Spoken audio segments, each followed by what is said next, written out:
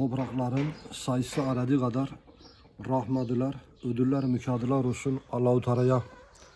Yıldızların sayısı aradığı kadar rahmediler, ödüller, mükafatlar olsun Allah-u Teala'ya. Taşların sayısı aradığı kadar rahmediler, ödüller, mükafatlar olsun Allah-u Teala'ya. Bitkilerin sayısı aradığı kadar rahmediler, ödüller, mükafatlar olsun Allah-u Teala'ya. Meyvelerin sayısı aradığı kadar rahmediler, ödüller, mükafatlar olsun Allah-u Teala'ya.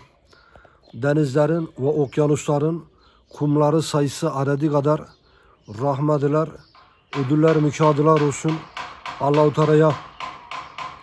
Kuşların ötüşlerinin sayısı aradığı kadar rahmediler, ödüller, mükafatlar olsun Allah-u Teala'ya. Rüzgarların sayısı aradığı kadar rahmediler, ödüller, mükafatlar olsun Allah-u Teala'ya.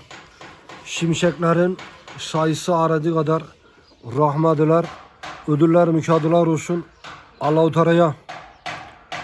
Sahraların ve çöllerin kumları sayısı aradığı kadar rahmediler, ödüller, mükafatlar olsun Allah-u Teala'ya.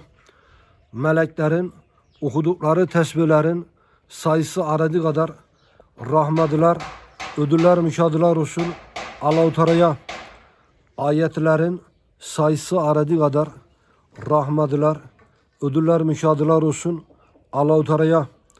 Hayvanların sayısı aradığı kadar rahmediler, ödüller, mükafatlar olsun Allah-u Teala'ya. Mahlukatın sayısı aradığı kadar rahmediler, ödüller, mükafatlar olsun Allah-u Teala'ya. Ağaçların sayısı aradığı kadar rahmediler, ödüller, mükafatlar olsun Allah-u Teala'ya.